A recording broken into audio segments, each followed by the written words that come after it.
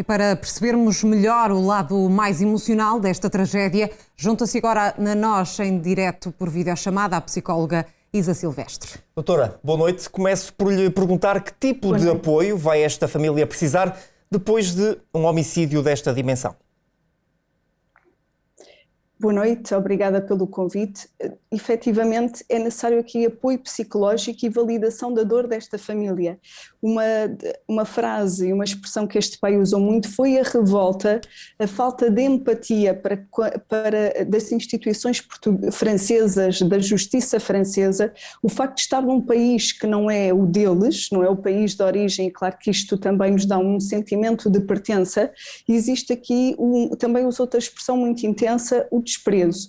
Não só há a revolta de ninguém ter dado a assistência ao filho, as imagens que vimos são altamente agressivas, pessoas a passar na rua e ninguém a dar auxílio, isto até é considerado uma situação de crime, não auxiliarmos alguém que está a precisar de ajuda. E não só existe isso, como também agora existe uma família que se sente desprezada.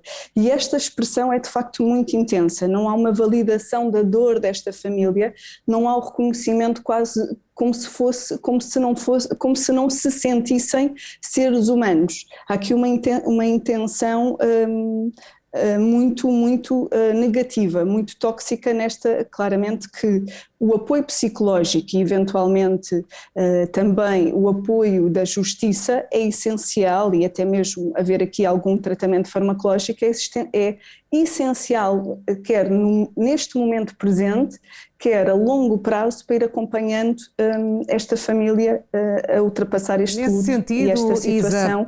Isa, até que ponto é que o desfecho deste crime poderá, de certa forma, apaziguar alguma revolta nesta família? De facto, essa questão é muito pertinente e pode apaziguar porque vai dar uma solução, vai dar uma resolução, não é uma resolução, vai dar um conteúdo à situação e de alguma forma a família sente que houve um reconhecimento e um apoio, houve um investimento nesta investigação, que é isto que também não estão a sentir. Foi o que eu percebi desta entrevista, porque na questão inicial que me faziam há pouco, de facto existe aqui não só, por um lado, a questão da justiça e o apoio psicológico, o apoio emocional. Sentir que houve um desfecho é validar a dor, é dizer, olha, aconteceu isto, foram estas as pessoas, e estão a dar, e o que a família também irá acabar por sentir é a atenção da justiça francesa. Porque este pai refere que ainda não houve qualquer informação, ainda não houve qualquer apoio à família também. Doutora, tal como referiu há pouco, foram muitas as pessoas que assistiram a este incidente. Mas como é que se justifica esta inércia, tantas vezes vista em incidentes como este?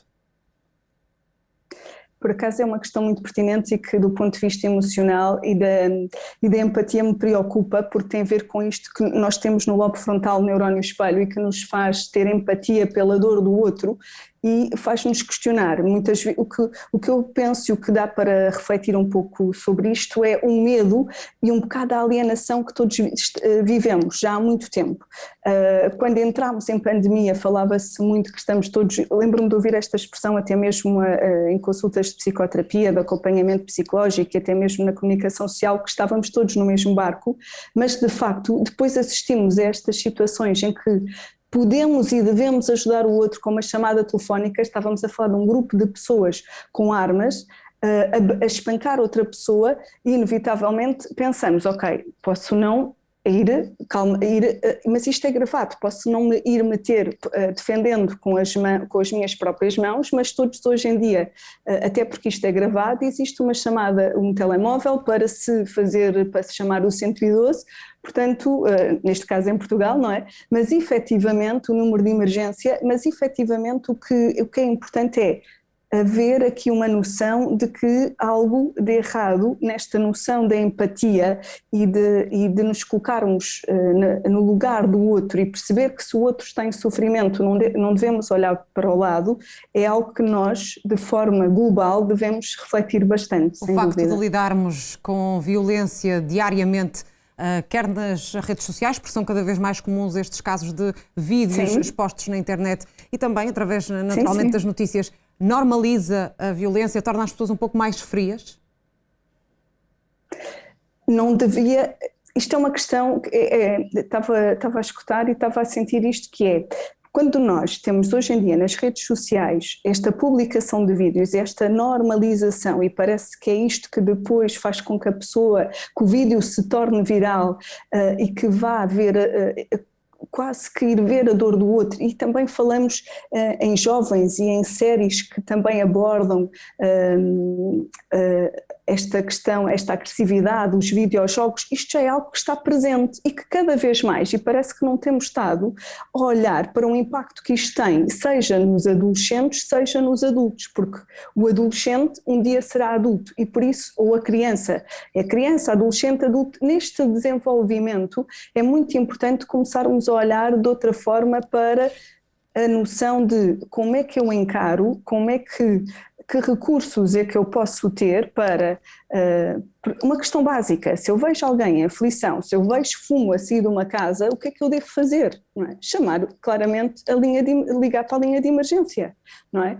E isto é algo que parece que é simples, mas depois não é o que nós assistimos.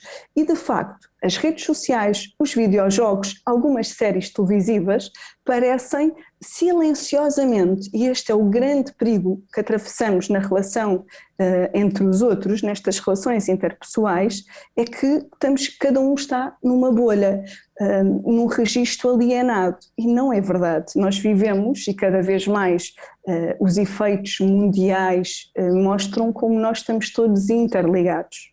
Doutora, muito obrigado pelo esclarecimento e até uma próxima oportunidade aqui na Record TV. Obrigado e boa noite. Boa noite. Muito obrigada, muito obrigada.